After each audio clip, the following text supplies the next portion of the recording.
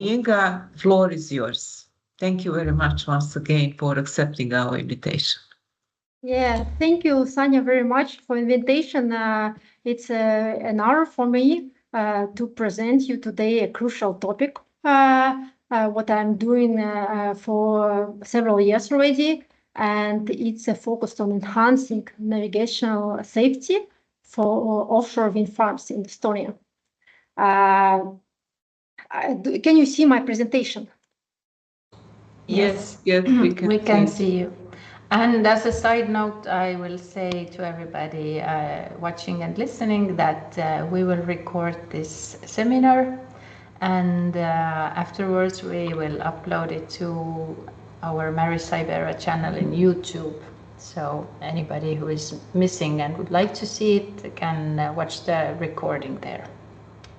Okay, thank you. And Inga, please, the floor is yours. Yeah, thank you. Again, as you know that our world now increasingly looks toward renewable energy sources. And it's first of all, one reason is to combat climate change. And offshore wind energy has emerged as a promising solution for that. And however, as we embark on this journey towards on a greener future, it's imperative that we ensure the safety of maritime activities in the vicinity of these planned offshore wind farms. And today I will share with you my overview of comprehensive research, what we've done so far with my colleagues and co-authors. And this presentation was firstly introduced to the PIAN community in Cape Town in this year in April. And this research was specially tailored to navigation risk assessment for Estonian offshore wind farms. So I will take a case from Estonian one offshore wind farm development, what now was the first, and we can even do some summary on this evaluation. So first of all, this research offers a structured and quantitative approach for evaluating safety level of navigation within the offshore wind farm areas. And we are providing decision makers and stakeholders with a tool what we developed to identify hazards and prioritize safety measures. So as you see, Baltic Sea is geographically located in very good position, and we are exposed to offshore winds, and it is really harnessing to develop offshore wind farms for energy development. The Baltic Sea known for relatively shallow waters. It's enclosed, almost semi-enclosed, and it doesn't have any tides, and has really mild waves, and predominant northwest, west, and east-west winds make this place ideal for the offshore wind farm developments.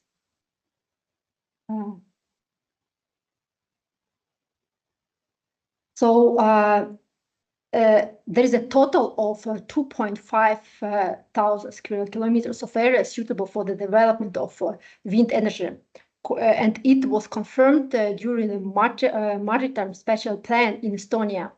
And the areas located near the biggest islands of Saaremaa and Hiiumaa.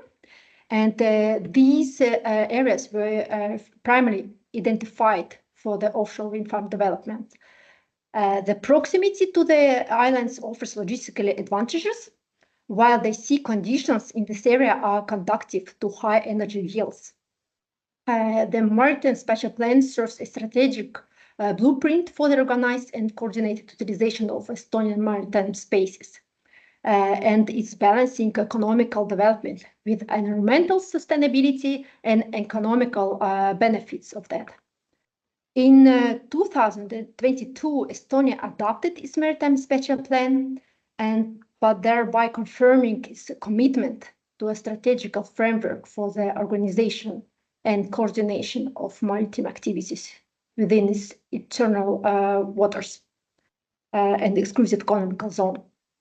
As European Union member, Estonia is actively aligning its energy policies within the EU broader activities. And as I already mentioned, that particularly in renewable energy and the climate action domains, Estonia plays a great role in this. And the Baltic Sea's offshore wind farm presents a substantial opportunity. And there are different already countries involved in these developments, and Estonia also capitalize of wind resources and thereby enhancing our renewable and energy capabilities. And the integration of offshore wind farms into the marine expansion plan marks really a pivotal move towards sustainable and coordinated marine development. However, the transition brings with it a host of challenges, particularly in ensuring the safe coexistence of offshore wind farms with the existing maritime activities such as shipping, fishing, recreation, boarding. And for example, now in Estonia, there are valid two local marine special plans, Hiiumaa and Pärnu, and they were adopted Hiiumaa in 2006 and Pärnu in 2017. And simultaneously, all these marine special plans were also integrated into the Estonian Marine Special Plan. So Hiiumaa Marine Special Plan was adopted in 2016, and you can see that it's located around the Hiiumaa Island. And the Pärnu's Marine Special Plan was adopted in 2017 and locates in the Gulf of Riga and also integrated into the Estonian Marine Special Plan.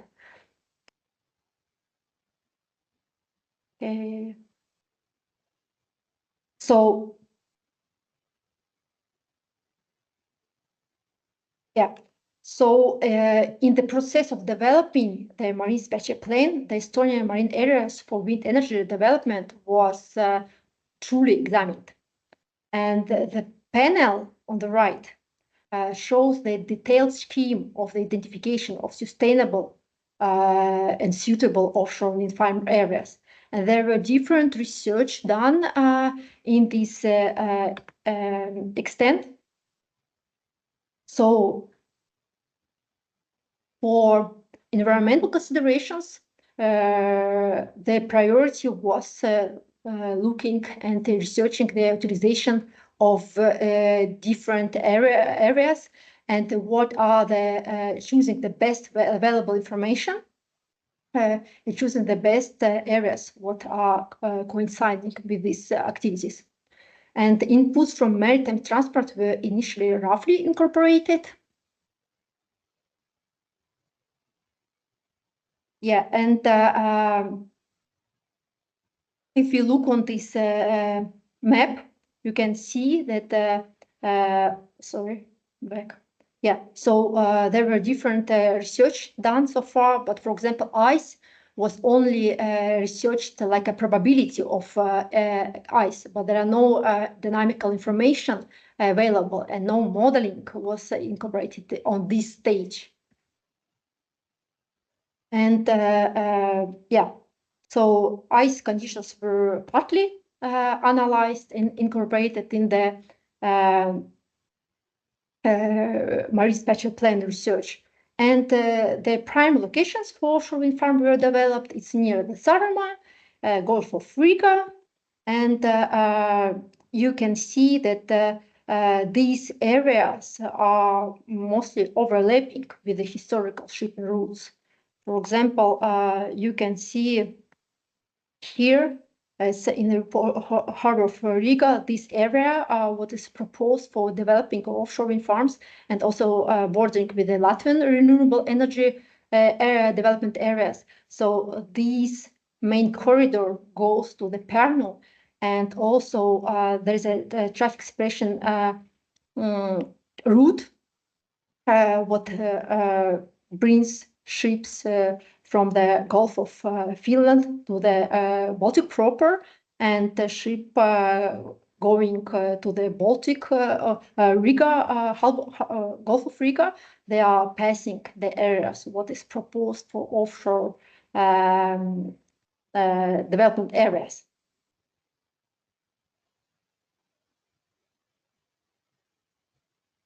So Estonia exploration of wind energy began in the early 20s, in early 2000 years, and driven by the energy crisis and the urgent need to boost renewable energy's role in power generation. So as of the end of 23, construction of offshore wind farms in Estonia necessitated 3 distinct permits. It's a superficies permit or license, a building permit, and special usage permit. And evaluation of navigation risks for proposed offshore wind farms is conducted within their environmental risk assessment. And it's one of the research what should be done within the framework of EIA. And with research requirements outlined in the EIA, there are different government authorities are proposing the methodologies and assessing these. But owing to the lack of standardized methodology for assessing navigation risks in Estonia, such as risk are identified on a case-by-case basis. Today, I will present only like a methodology proposed for one offshore wind farms, but we would like to spread this methodology also to the all areas. And basically, we would like to apply this methodology also for other countries in Baltic Sea. And this practice can lead to potential speculations and limitations. For example, if we use general methodologies, what are used in the UK, for example, and or Netherlands, they may be not very much applicable to the Estonian conditions. Because, for example, we experience ice seasons in winter, and other methodologies what are existing now, they are not much incorporating ice conditions in the methodologies. And go back to this legislation. So the permit process is really complex, and there are different administrative procedures should be considered.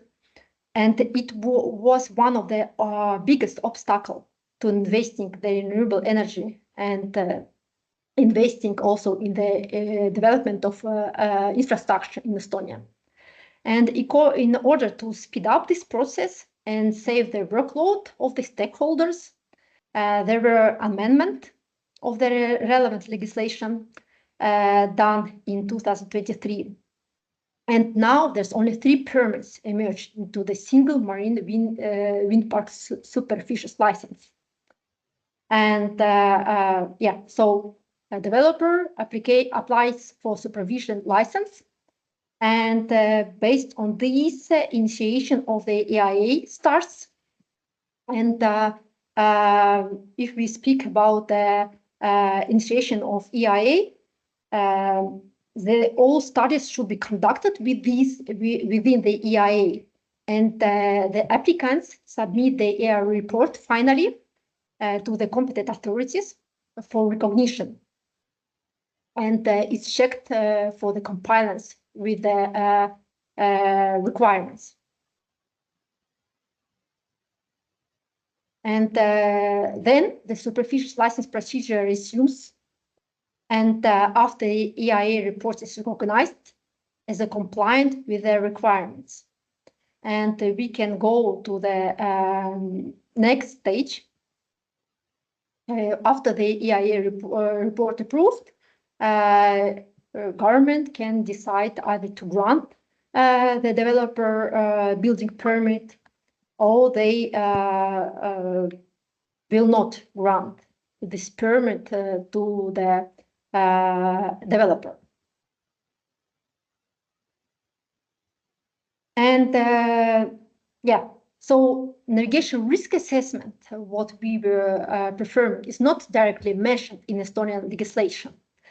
And while this offshore wind area probably will pose the navigational danger, especially for those sailors who are not very familiar with these new obstacles, and installation of wind turbines in these zones frequented by shipping traffic can jeopardize both navigation safety and also environmental integrity. So the impact of offshore wind farm assessed within the EIA in Estonia, and also the navigation risk assessment and the effect of the offshore wind farms on the shipping safety is one of the researches what should be done in this area, in this field. The Baltic Sea ranks among the world's most heavily trafficked seas, accommodating approximately 15% of global cargo shipping.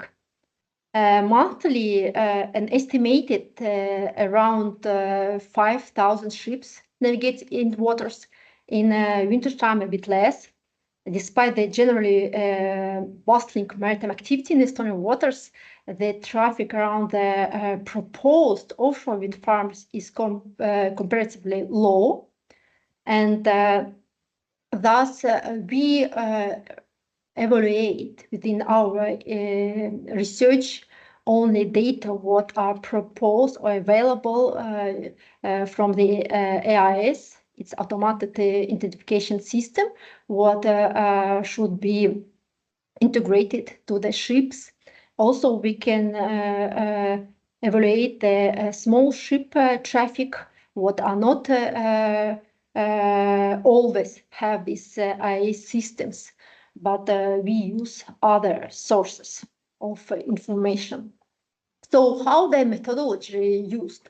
The methodology of the assessing navigation risk assessment is following the formal safety assessment process proposed by International Maritime Organization. And it's called formal safety assessment.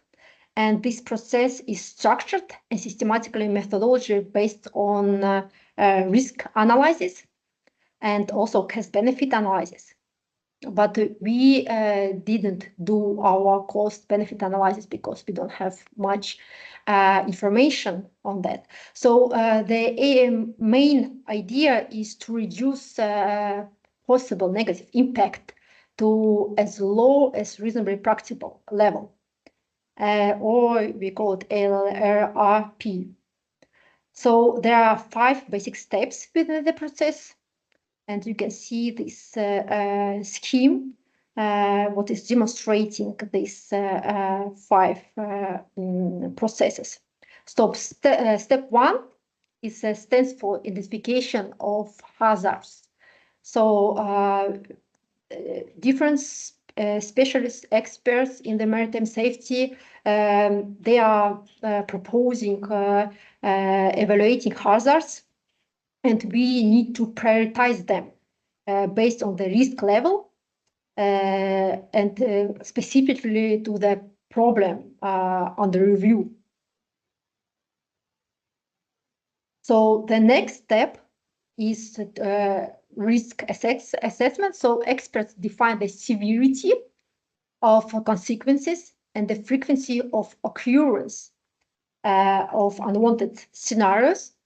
And after they rank them in order to assess impact, significance, and they take into account this tolerability matrix. It's here. So you can see that it's they look for the probability, assessing the probability of risk, and also they rank the consequences, what could be associated with the risks. So yeah, so risk rankings, as I already mentioned, that it should be on the alert level, so it should be reduced at least to the moderate risk, and the lowest risk is preferable. So all experts proposed the different measures to reduce the risk, what was identified. And it's a qualitative, but it has some quantitative element by ranking all these risks and consequences. So the generally used scale of evaluating the probability and consequences wasn't very suitable for Estonian conditions. Because first of all, we have a very low maritime traffic in Estonia, and another problem is the lack of historical incident records. So it's very difficult to look for data what are recording or reporting these near miss scenarios and accidents. So only drastical accidents are reported and investigated. So estimated probabilities align with the lowest tier across the entire region. And we use different data sources for review the historical incidents. But yeah, in our coastal waters, there are very few of them are reported. So to make the levels of probability and impact more sensitive and usable in local conditions, the experts proposed adjusted definitions of these levels. So we propose that very frequent event should occur yearly, frequent from 1 to 10 years, occasional is from 10 to 100 years, rare is 1 per 100 to 10,000 years, and very really unlikely, so it's once per 10,000 years. So it's really differs from the methodologies, not the methodologies, but the criteria was established, for example, in UK or Netherlands, because they have more intense traffic and the accident level is much higher. So it differs. And also we a bit adjusted the consequences. Also, we have a ranking for score 1 is insignificant impact, and 5 it's a significant impact. And also we assess the consequences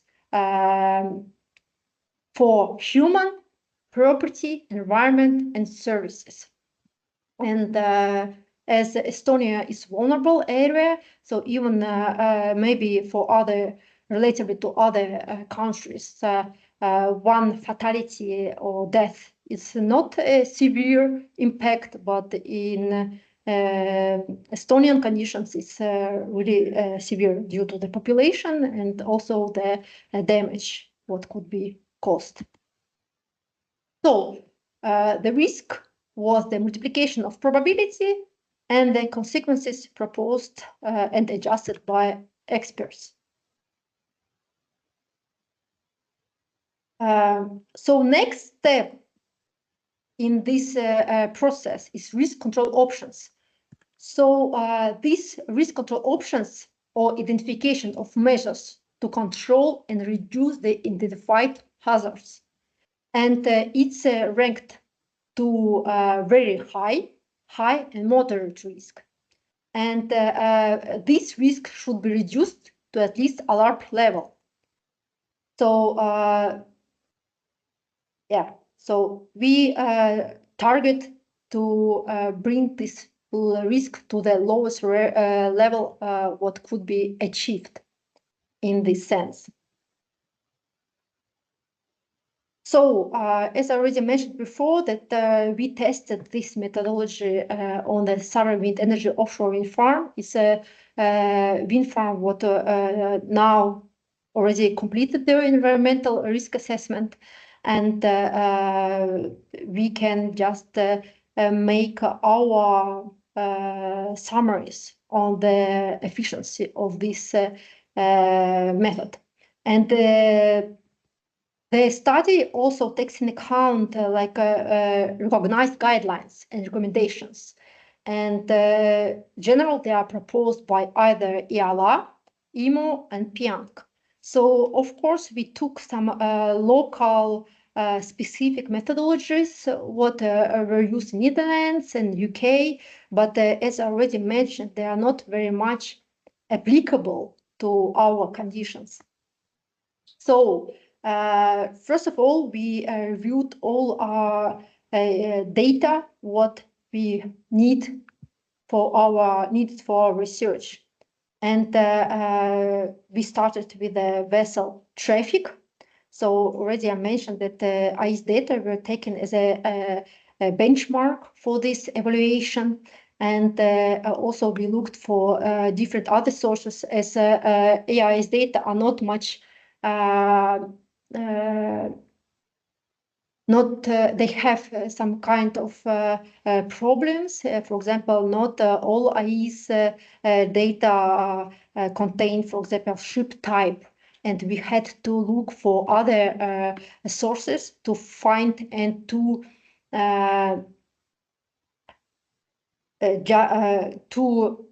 compare the ship with this type, because we had like more than 20% of ships without any type. So it was mentioned like other ships, and it was a problem. That's why we looked. So we took 5 years in the beginning, but after we looked for the year with the highest traffic and evaluated this year.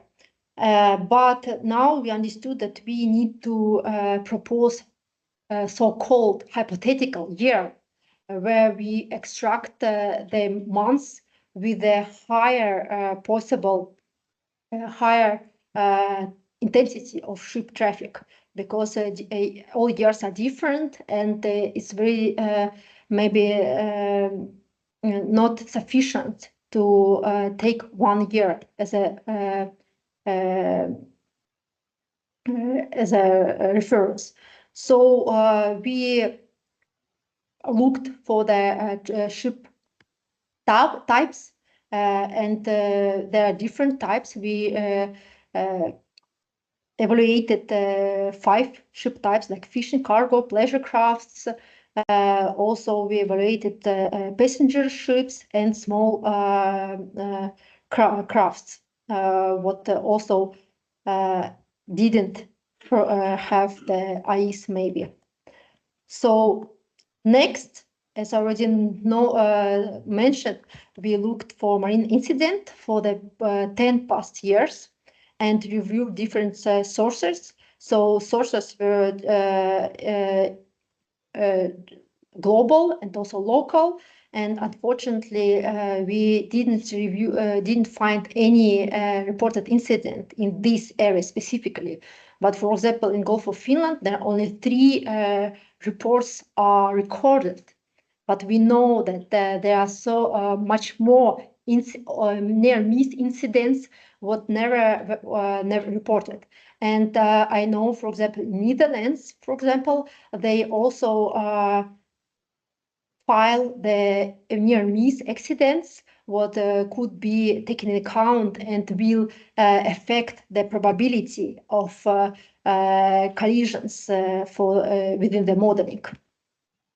So, since only serious accidents are filed and investigated, and minor encounters like near-miss incidents are not even recorded, so in our research, we used data, we used modeling without any accidents proposed.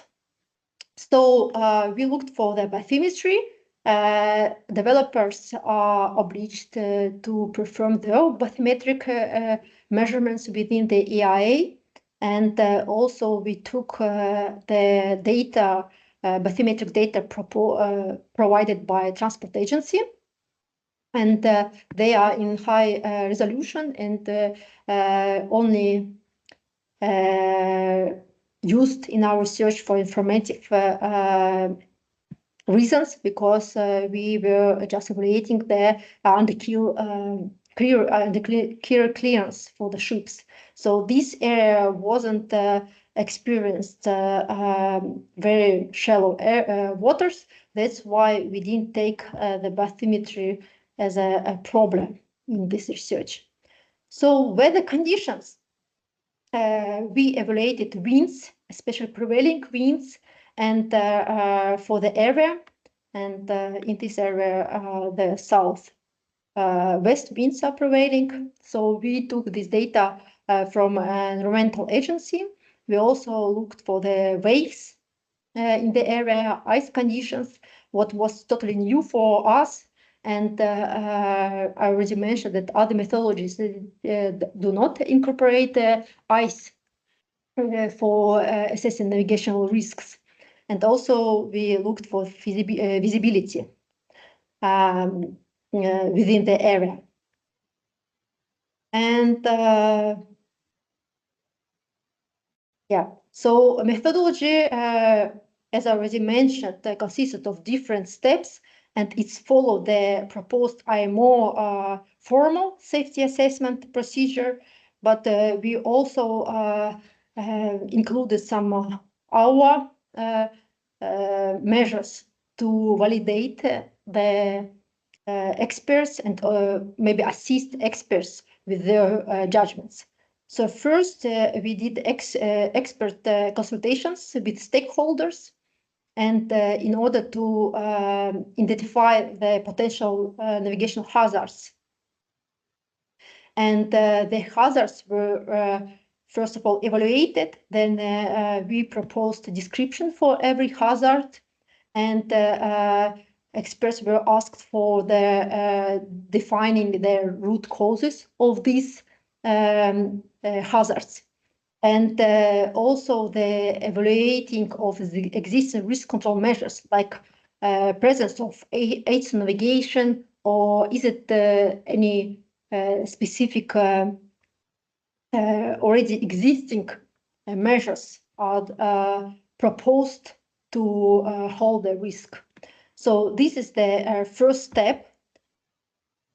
And you can see that, for example, for offshore wind farm area, there were areas identified by experts with a higher potential risks. And usually they are either collision risk or the grounding risk. In this area, they were not grounding, but for example, two shipping routes are merging. It's also risk of collision. So all of they were identified. And these hazards were evaluated for the construction phase and also for operation phase separately. Description were proposed, root causes, and existing risk control measures. So next step was to propose or use the classical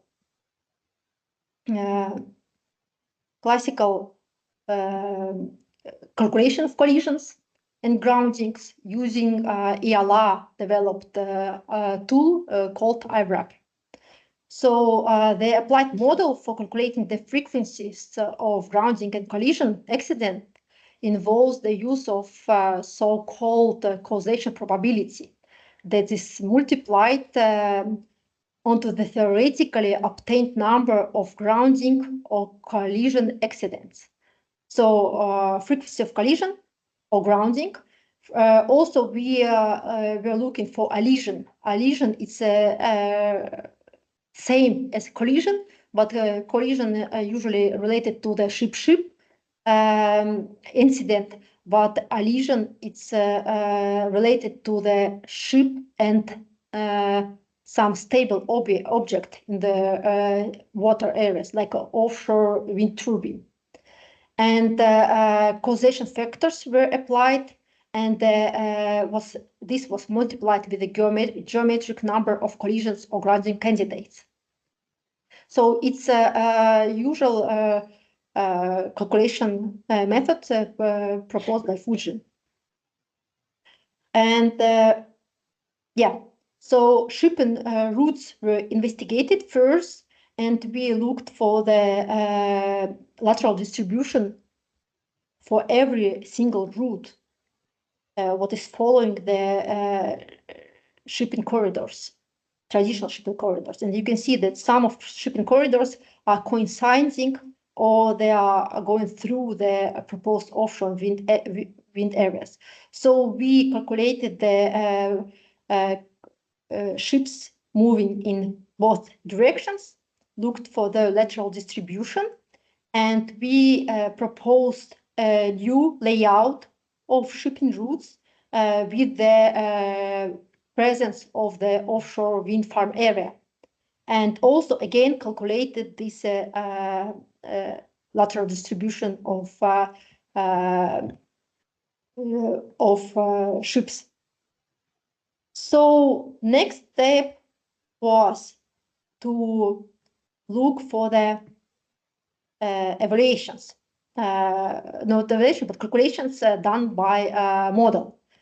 So we did this modeling for different iterations, for different cases, like overtaking, head-on collision, crossing collision, ship-ship, merging, bend, and also for allision with the offshore wind farm generators.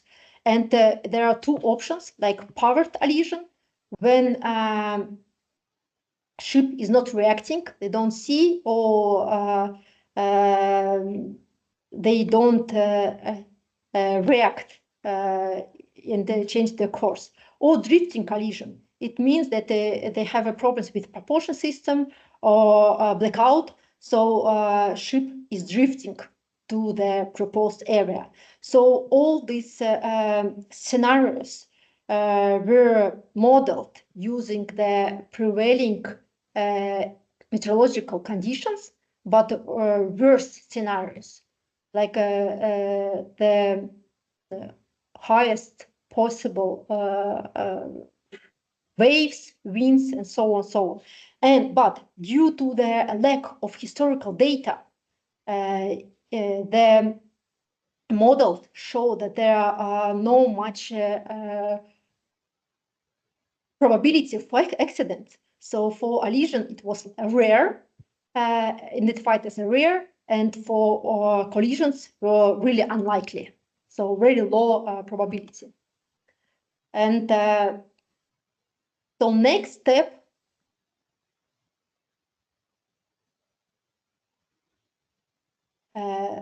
next step was the evaluation by experts.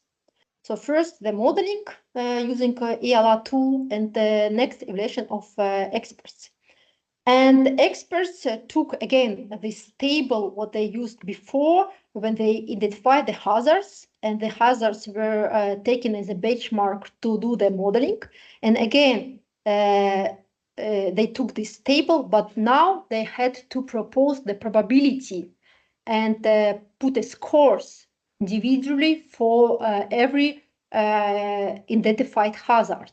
And also they had to propose the consequences based on the scoring system, what was mentioned before. So, and after we collected the evaluations of all experts and compare them to the model data. And you can see that the probabilities are much higher than the calculated by model. So it was drastically different from the model. And we understood why, because experts have their own experience. It also has a part of subjectivity, but since all our experts were really close with the judgments, model is not modeling the consequences. So the consequences were taken into account based on judgments of experts. So for every probability and consequence, there was a need of explaining the scoring of every hazard identified. So we can now compare that the ranking of model scenarios were what showed that the scenarios were unlike, and expert assessments were in the previous slide much higher, but based on the experts and model data, experts adjusted their evaluations, and the results were recorded. But in order to assist experts with their evaluations, we used the full bridge real-time simulator located in Maritime Academy. And we, again, were evaluating the risks for specific hazards only, because it's not possible to review the whole area, because we need to run a simulator for a single area using different types of ships. So we were proposing different ships and probably, yeah, here. So different types of ships with different propulsion systems, different speed, different parameters like length, draft, and evaluated again for the selected scenarios. What is the time for within the blackout when the ship is reaching the offshore wind farm area for the prevailing wind conditions. In these simulations, we didn't take into account ice because we didn't have very good model of ice. But I think that for the future, we can also take into account this kind of data. So yeah, this is one of the examples how the ship taking account environmental conditions were acting during the power allision and also blackout case. And also we tested how ship will behave if the anchors will be dropped. And in some cases, ship was, the drifting was slowed down or just stopped. But in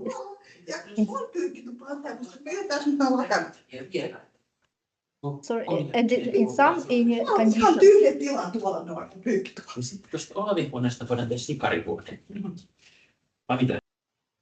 And in some conditions, we see that the anchor didn't hold, and ship still was within 1 hour, was in the vicinity of offshore wind farm area. So next step was to evaluate the expert assessment again after real-time simulations. So after the real-time simulations, experts again reviewed their assessments, and they adjusted their decisions based on the new knowledge.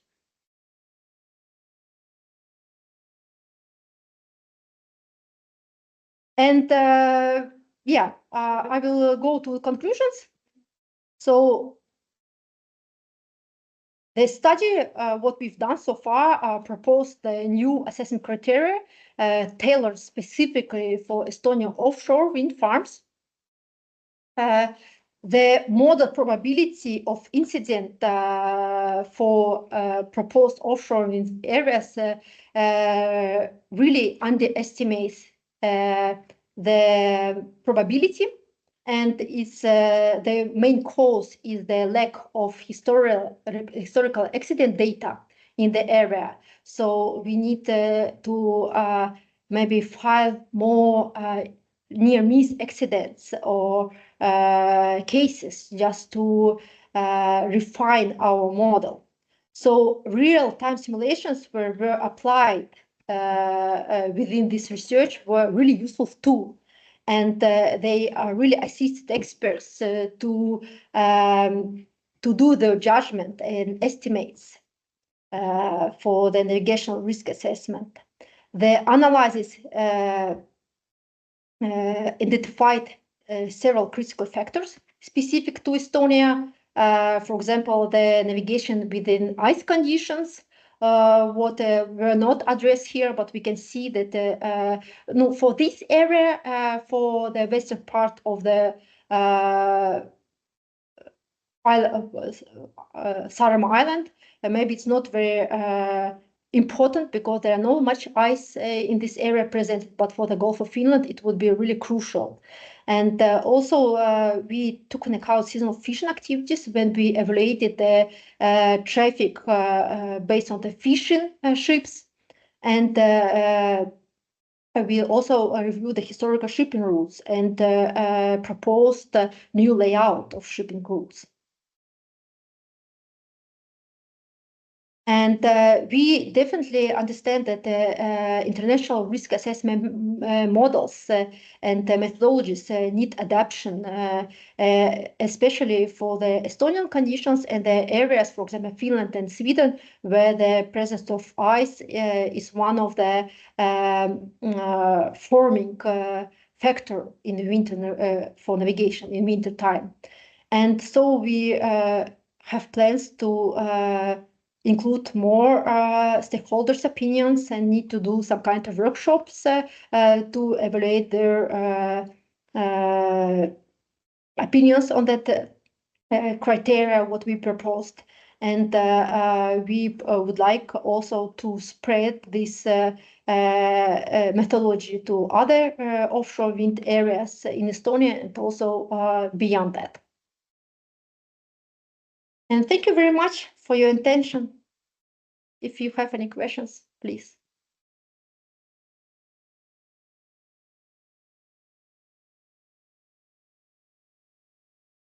Thank you, Inga, so much for your very interesting and insightful presentation. I have a question. Have you included into your risk assessment matrix cyber risk to critical infrastructure, which is connected with offshore wind farms? Or I miss it during your presentation? Yes, it's very good questions. We didn't address it. For example, it's very important. We could say that during the construction, some developers propose that maybe we don't need to put physical buoys in the area to mark the construction area. So permanently, not permanently, but temporarily, we can put the virtual buoys, but it would be a really big possibility of cyber attacks.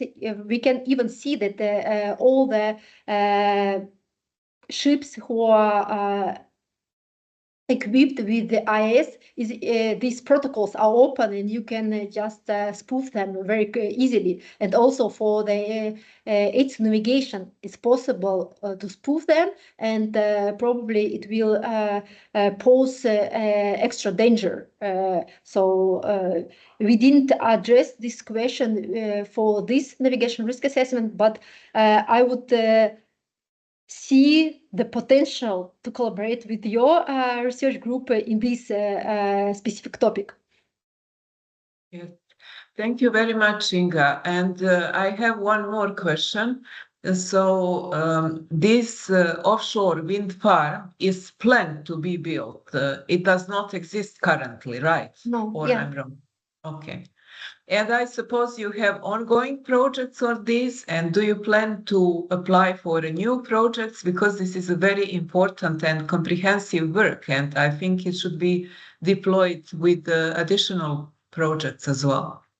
Yeah, exactly. Now we are within our research group with Professor Pentti Kuela, trying to find a suitable funding call for our research, what really address the navigation risk assessment, specifically for the ice-covered areas, because this is the area what has so many gaps. And we need this research now because we need to apply it. Yeah, I already demonstrated that we don't have any practices. So I think that we will be pioneers in this area, in this field. So we need to do research in this case. So I know that some institutions in Finland, Estonia, and also Sweden, they already have their ongoing project on ice research and the shipping associated with the ice navigation,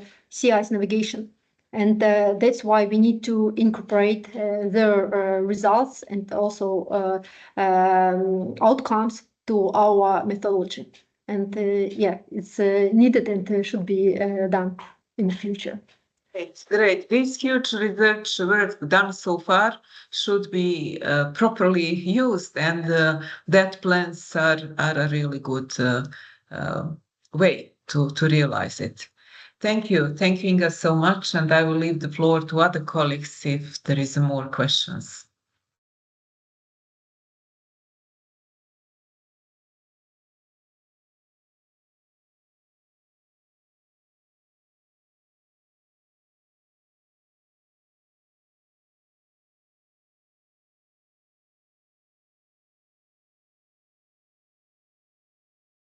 If we don't have more Tanya, questions, I see that in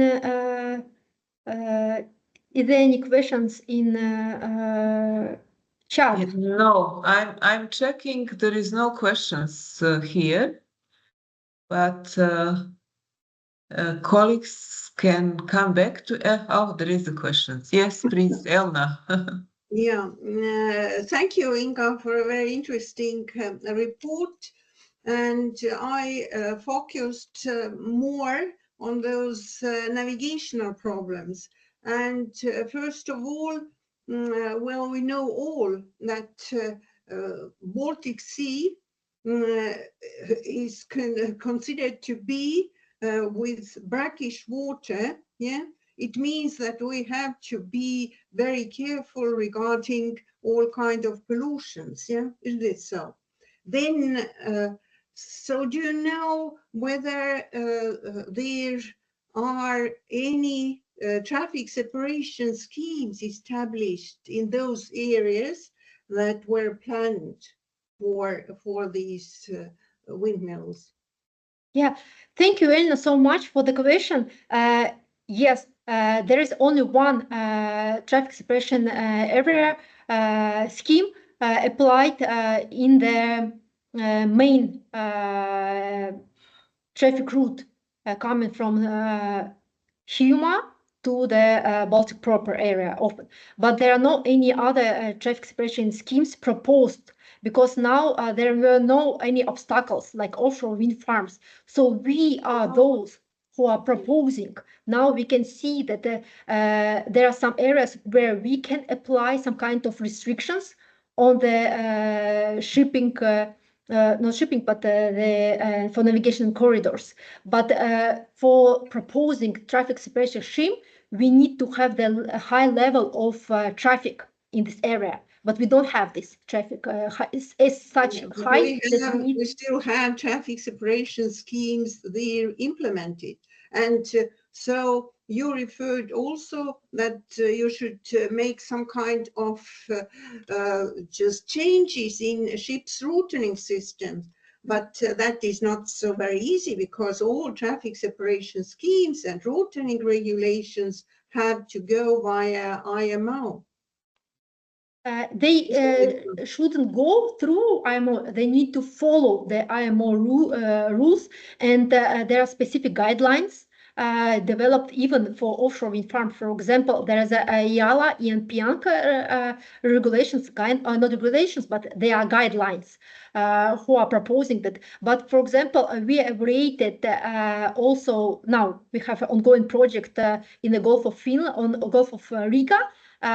Is a developer of Utilitas offshore wind farm area, and we see that even the area traffic route going to the Pärnu port of Pärnu, the traffic is not such intensive. Then we need to propose traffic separation route, because there are specific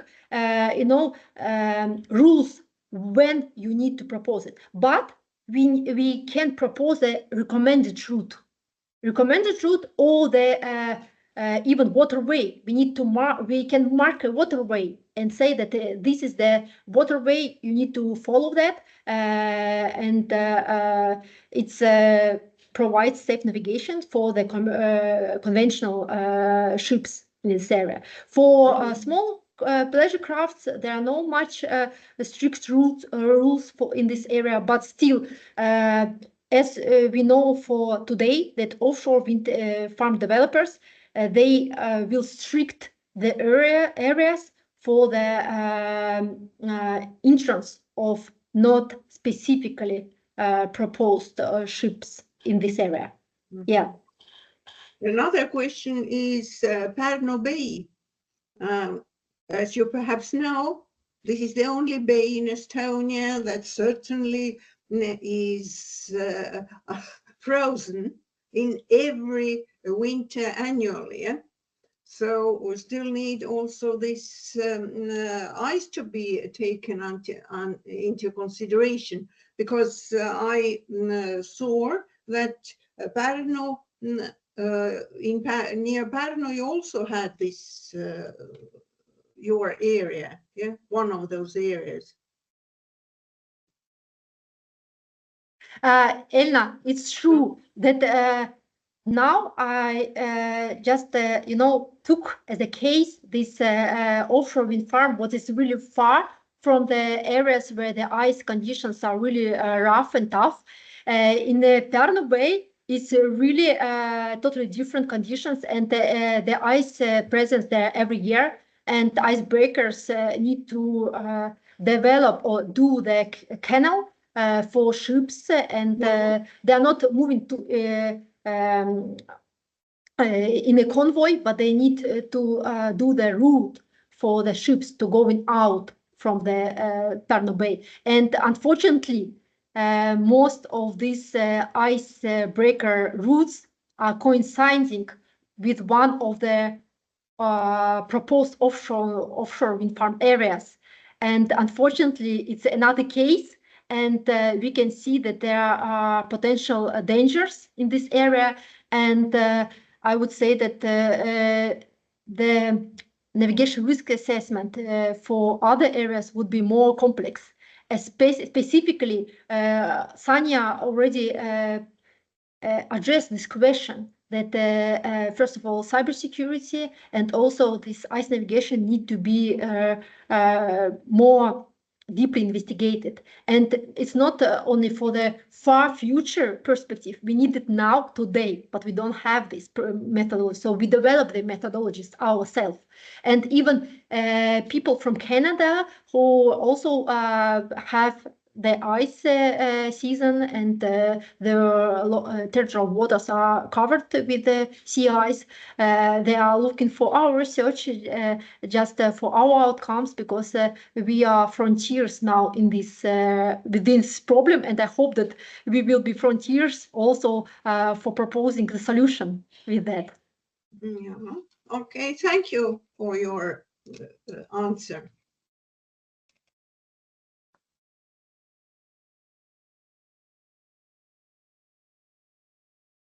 Do we have more questions and comments from the audience?